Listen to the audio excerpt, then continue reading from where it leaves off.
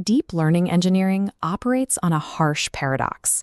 Modern GPUs possess phenomenal compute power, easily capable of performing trillions of operations per second. Yet, when we write standard, high-level code, we constantly starve that compute core of data. The processor spends the vast majority of its time idling, simply waiting for data to travel across the chip. To understand why, look at the physical reality of a modern NVIDIA GPU.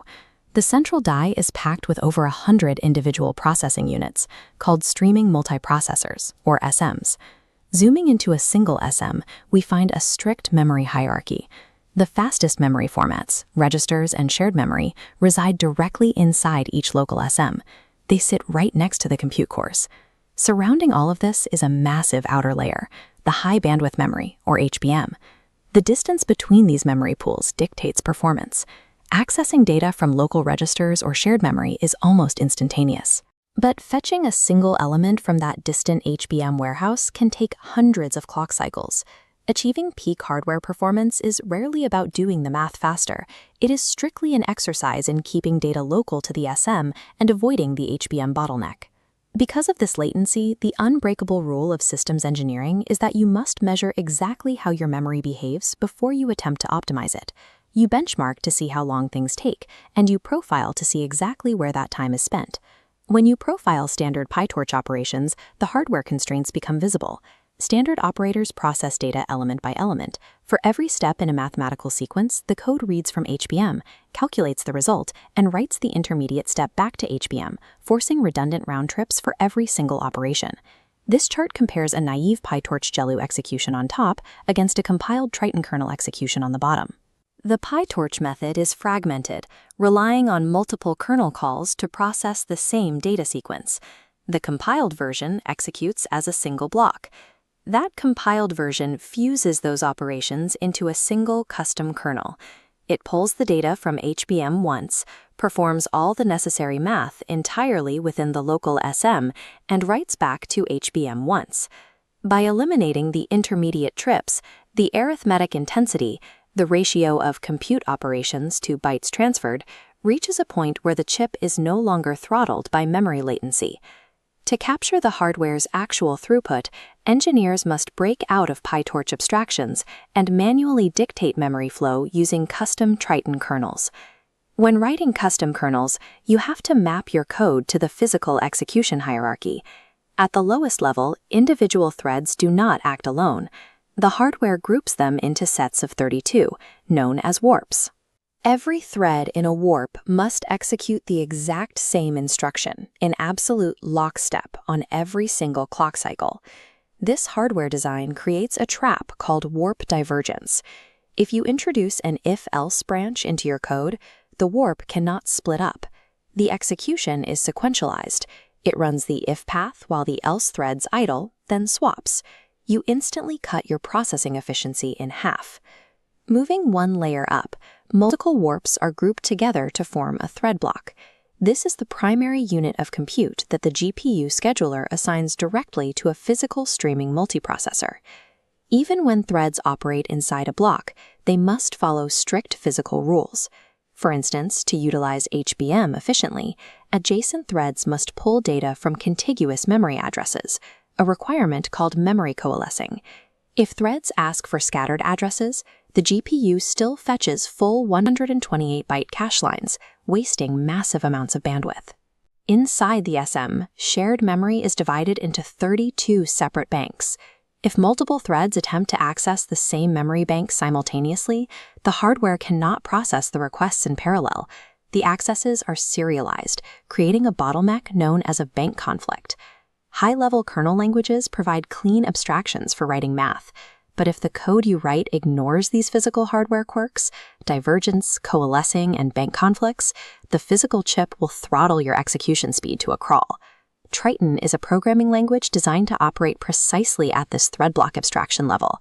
Instead of coding what every single thread does, you define what an entire block of threads will do together. Take a simple element-wise operation like a GELU activation function. You start by identifying the block.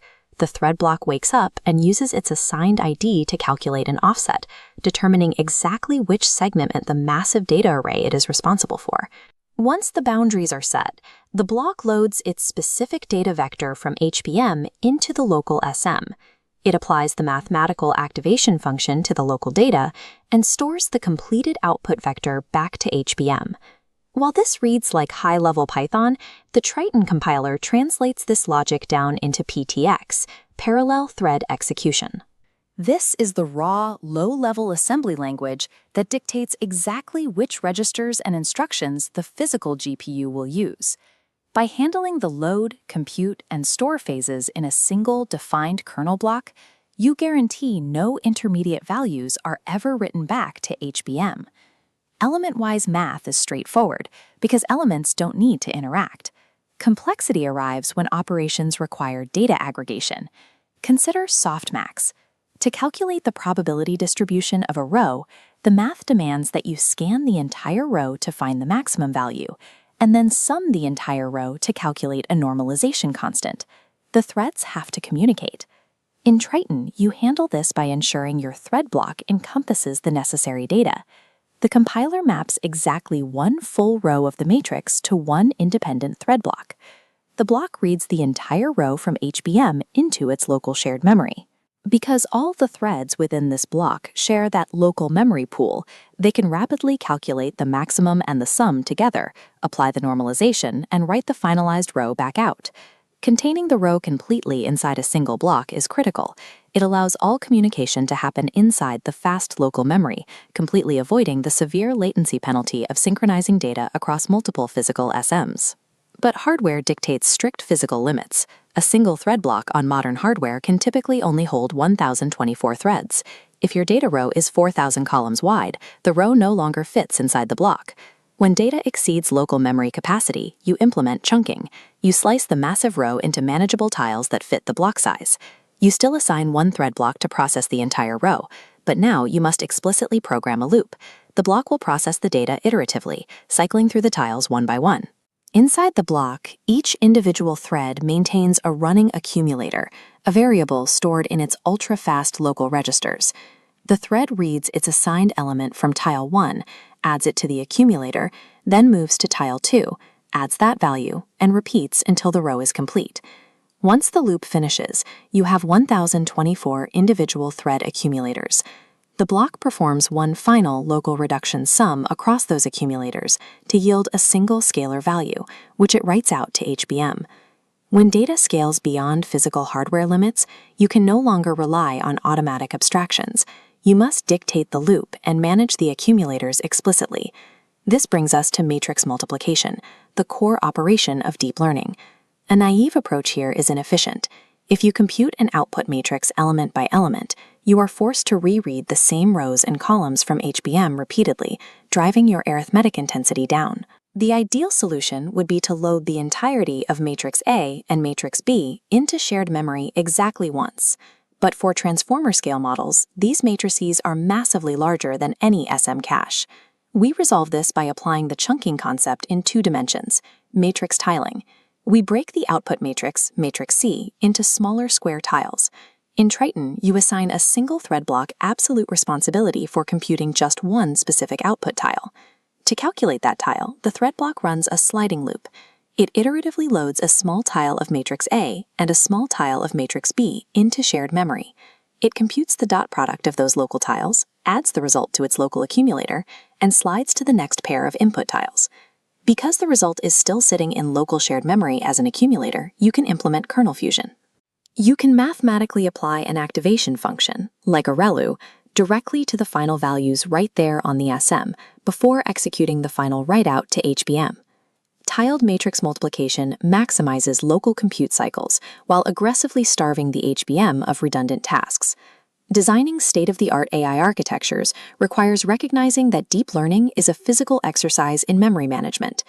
We evolved the kernel from simple element-wise operations to row reductions, to iterative tiling, and finally to the complex tiled accumulators required for large matrix operations. Triton gives you the thread block abstraction to make this manageable, but the code you write still executes on silicon.